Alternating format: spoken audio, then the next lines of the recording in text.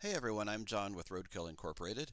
So let's say you want to make a video of your iPhone screen and you want that video to appear on the desktop of your Mac. It turns out it's pretty easy to do. First, just dock your phone, just connect it to your computer. Then next you'll need to open up the Quicktime player on your Mac. Quicktime is included with your Mac, so this is software that you already have.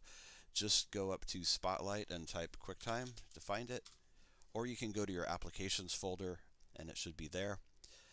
Once QuickTime is open, you'll see this box. Just hit cancel. Now you want to go up to the file menu, choose new movie recording, and by default the input source will be your webcam. My webcam's covered up, which is why it's gray like this. So what you want to do is see this little shape next to the record button. Click on that. This lets you choose the input source, and you'll see underneath your webcam is your phone. So click on your phone. Takes a second, but there we go. There's my phone.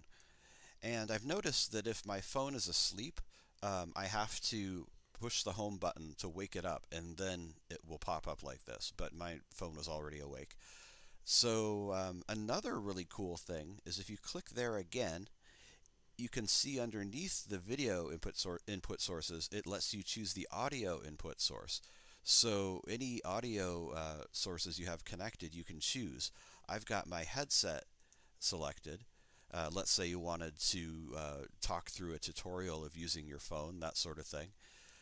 So the audio is selected, the video is selected, and now I'll click record.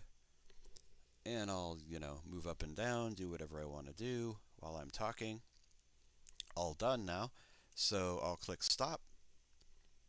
And you could play it if you wanted to. I'm just going to close it to save it. And lets you choose the location. I'm going to give it a name. Hit save. And it actually just appeared on my other desktop.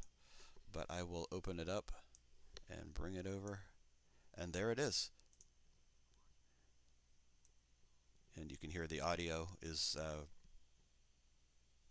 my voice that was recorded when I was recording the video, and that's it. So very handy feature.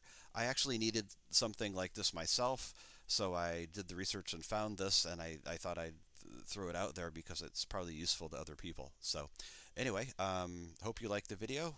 Please subscribe, and talk to you soon.